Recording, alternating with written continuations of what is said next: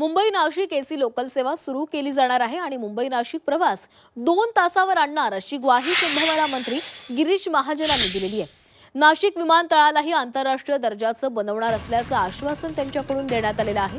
Zee 24 तास वृत्तवाहिनीतर्फे Zee 24 तास नाशिक सन्मान 2026 या विशेष कार्यक्रमाचं आयोजन नाशिकमध्ये करण्यात आलेलं होतं। या कार्यक्रमात नाशिक जिल्ह्यातील पायाभूत सुविधा, विकास उपक्रम, उद्योग, आर्थिक गुंतवणूक, रोजगार निर्मिती अशा विविध विषयांवर चर्चा करण्यात आली। या चर्चेदरम्यान कुंभमेळा मंत्री गिरीश महाजन यांनी हे आश्वासन दिले।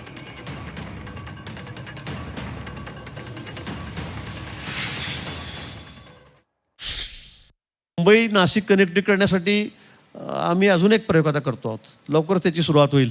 आम्ही त्या ठिकाणी लोकल सेवा जी आहे जी इगतपुरीपर्यंत येते, कसाऱ्यापर्यंत येते, ती आता मी नाशिकपर्यंत आणतोय। म्हणजे एकदा ही गाडी 2 तासामध्ये पटकन मुंबई नाशिक पोहोचली की मग खूप मोठा त्याचा इम्पॅक्ट नाशिक शहरावर त्या ठिकाणी होणार आहे, नाशिकच्या विकासासाठी होणार आहे। थोडा काही तांत्रिक कारणामुळे साधी लोकल चालू शकत नाही, पण एसी लोकल ही चालायला कुठली अडचण नाही। तशी मागणी मी सुद्धा केलेली आहे, वरती रेल्वे मंत्र्यांकडे केलेली आहे, या ठिकाणी मुख्यमंत्री महोदयांनी सुद्धा त्या संदर्भामध्ये मागणी केलेली आहे। मला वाटतं लवकरच ती त्या ठिकाणी सुरू होईल।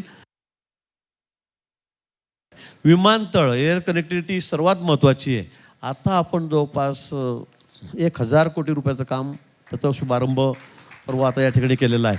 आपण ती जी धावपट्टी आहे तिची लांबी वाढवलेली आहे की त्या ठिकाणी कार्गो येऊ शकेल, माल वाहतूक होऊ शकेल। नवीन धावपट्टी आपण नवीन त्या ठिकाणी करतो आहोत। त्या ठिकाणी सगळे इन्फ्रास्ट्रक्चर आपण उभं करतो आहोत।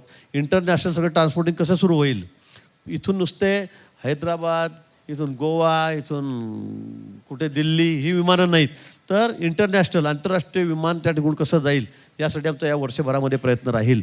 कुंभमेळ्याच्या निमित्ताने आपल्याला ही खरं म्हणजे एक मोठी पर्वणीच असं मी तुम्हाला म्हणेल।